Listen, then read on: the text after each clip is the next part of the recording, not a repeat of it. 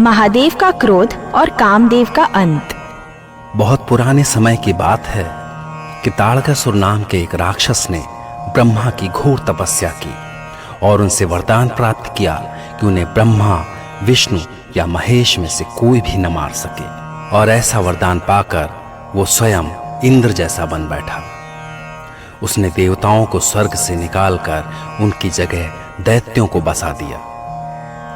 तब त्राहि त्राहि करते हुए देवता ब्रह्मा की शरण में गए, पर ब्रह्मा ने उनसे कहा कि मैंने ही ताड़कासुर को वरदान दिया है, इसलिए मैं स्वयं ताड़कासुर का वध नहीं कर सकता। हाँ, यदि इस कार्य को कोई कर सकता है तो स्वयं महादेव शिव का पुत्र। ये सुनकर सभी देवता चिंता में पड़ गए, क्योंकि अभी तो महादेव शिव का विवाह भी नहीं हुआ था। कोई उपाय न देखकर सब देवता मिलकर सोचने लगे कि तीनों लोकों में ऐसी कौन सी कन्या हो सकती है जो महादेव शिव के तेज को धारण कर सके। देवताओं की ये चिंता देखकर ब्रह्मा ने उन्हें बताया कि जिस दक्ष कन्या सती ने दक्ष के यज्ञ में अपने शरीर का त्याग किया था, वो इस समय हिमालय की पत्नी मेनका के गर्भ से उत्पन्न हुई है।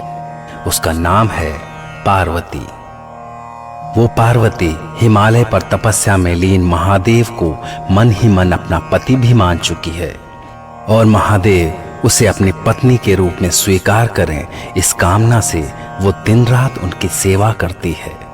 इसीलिए आप सभी लोग मिलकर कुछ ऐसा करें कि किसी भी तरह शिव के भीतर काम भावना पैदा हो और वे पार्वती से विवाह करने को तैयार हो जाएं। तब देवराज इंद्र ने कामदेव से कहा कि वे स्वयं जाकर महादेव के मन में काम भावना पैदा करें। और अगले ही पल कामदेव अपनी पत्नी रति के साथ वसंत को लेकर महादेव के पास पहुंच गए। महादेव शिव इस समय हिमालय में अपनी तपस्या में लीन थे। कामदेव ने शिव पर अपना बाण छोड़ दिया, जिससे शिव के मन में पार्वती के प्रति आकर्षण पैदा होने लगा और उनका तप टूट गया। तप टूटने से वे क्रोधित हो चारों दिशाओं में देखने लगे कि कौन है जिसने उनका तप भंग किया है। उन्हें अपने सामने कामदेव दिखाई दिए। शिव का क्रोध देखकर कामदेव भय से कांप उठे, पर शिव के तीसरे नेत्र से निकली ज्वाला ने पल भर में कामदेव को भस्म कर दिया। अपने पति की यह दशा देखकर रति बुरी तरह विलाप करने लगी। तब देवताओं ने शिव को ताड़कासुर की पूरी कथा सुनाते हुए उनसे कामदेव को जीवन दान देने की विनती की।